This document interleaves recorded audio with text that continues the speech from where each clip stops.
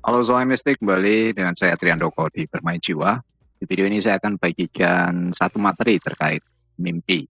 Jadi kalau kamu sering mengalami mimpi yang berulang-ulang dengan konteks ruang dan waktu yang sama, itu bisa jadi sebuah mimpi pertanda bagian dari masa lalu kehidupanmu. Jadi seperti istilahnya adalah past life, kehidupan sebelum kamu dilahirkan. Oke, jadi ketika kamu belajar secara mistik, tidak ada satu hal pun yang sifatnya kebetulan. Setiap apapun yang terjadi, kamu coba rangkai itu dengan intuisimu, karena ini menjadi sebuah bekal. Bekal di mana ada kaitannya dengan apa yang akan kamu proses ke depan. Jadi ini materi kalau dari kemampuan metafisik, kemampuan psikis yang dikatakan lucid dreaming. Lucid dreaming adalah bagaimana kamu bisa mengontrol kendali kesadaranmu saat kamu bermimpi sekalipun. Jadi di sana kamu belajar mengingat kembali bahwa kamu adalah spirit, kamu itu gaib, wujudnya hanya sebuah aktivitas pikiran. Dan di sanalah letak banyak misteri yang tidak bisa kita jangkau dalam level fisik. Oke, seperti apa? Saya akan jelaskan setelah yang satu ini.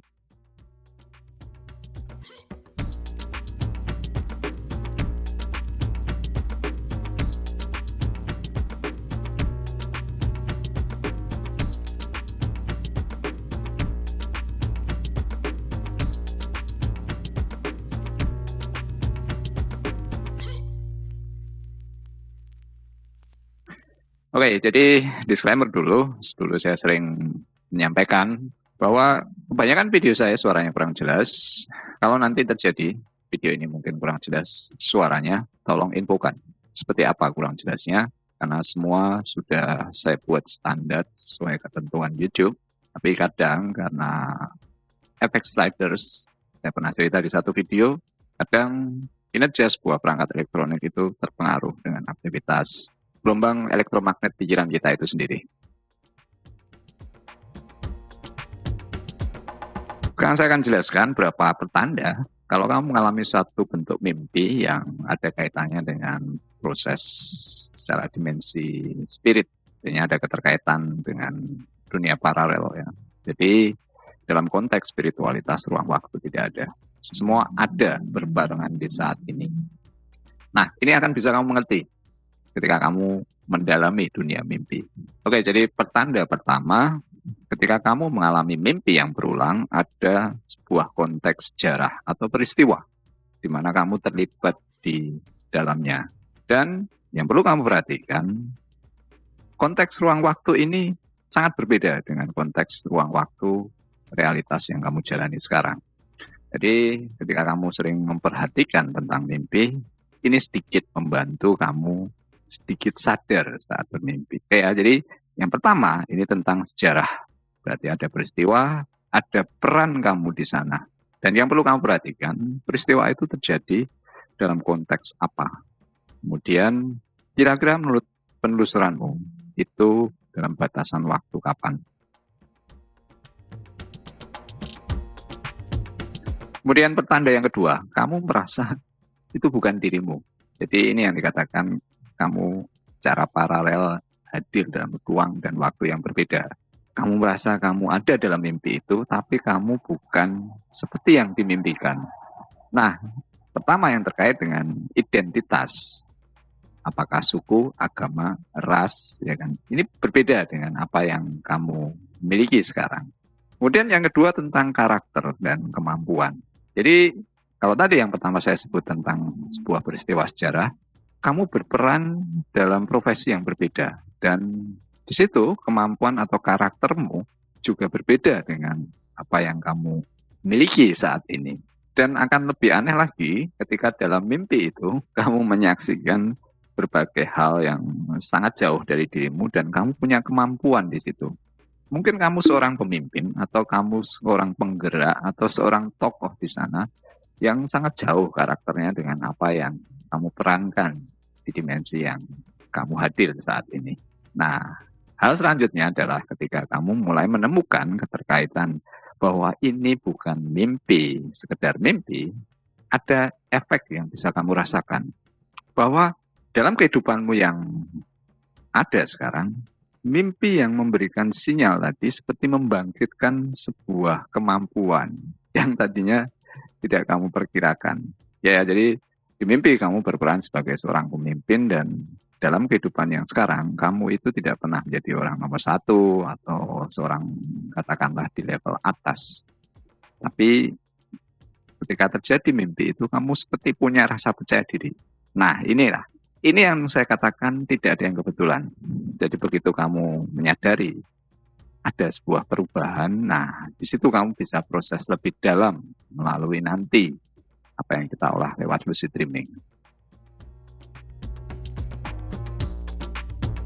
Kemudian tanda berikutnya adalah ada sebuah perulangan, jadi kamu mimpi mungkin berapa hari yang lalu, kemudian terjadi berapa hari kemudian.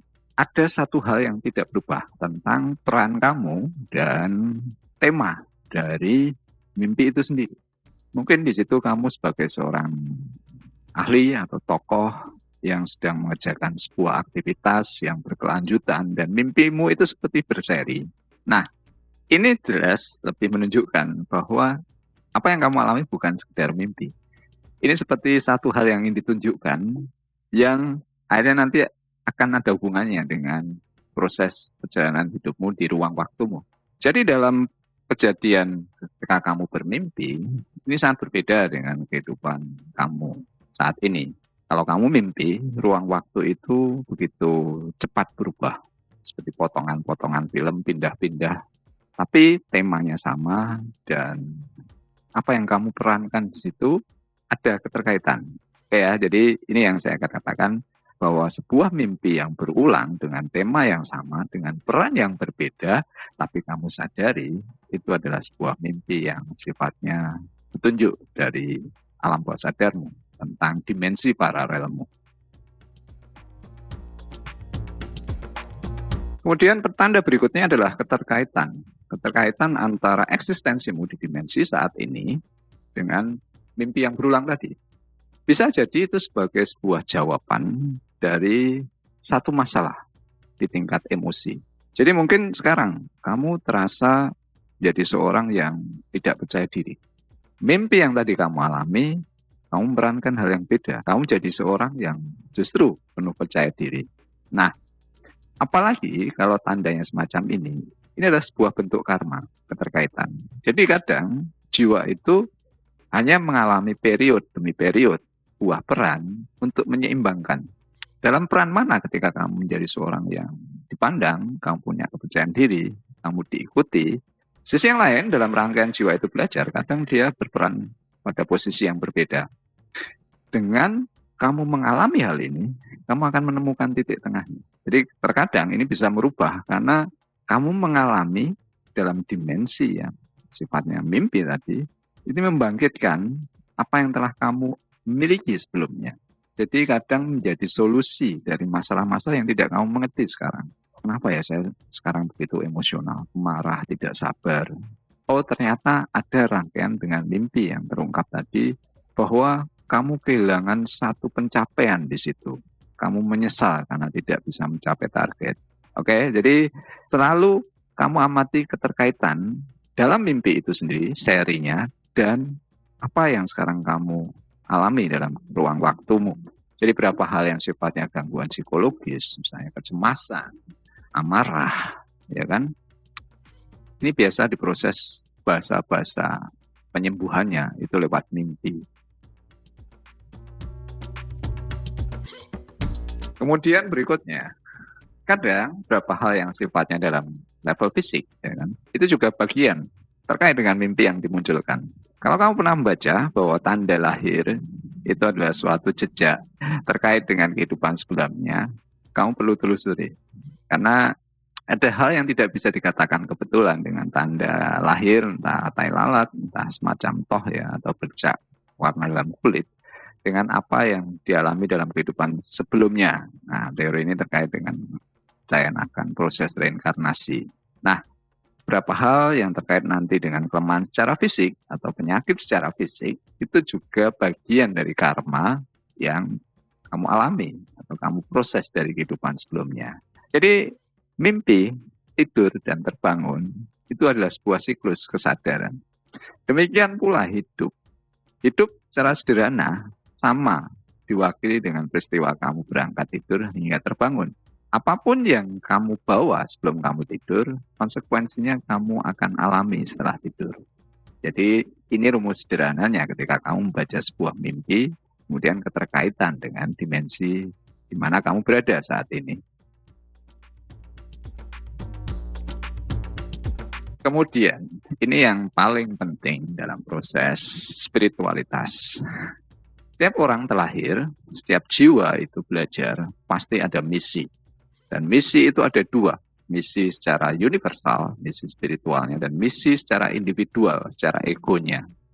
Nah, ketika mimpi itu seperti ada rangkaian cerita, kadang ini terkait dengan tema yang ingin diungkap yang berhubungan dengan masalah yang utama dalam kehidupanmu. Jadi setiap orang pasti punya masalah, entah masalah finansial ya kan, masalah kesehatan atau masalah relasi. Berapa mimpi itu mengungkapkan sebuah kausalitas hubungan sebab akibat dengan apa yang sebelumnya kamu proses terkait dengan masalah yang sekarang kamu hadapi. Nah, ketika kamu nanti belajar lucid dreaming, kamu bisa memproses ini. Saya pernah membagikan juga tentang penyembuhan DNA.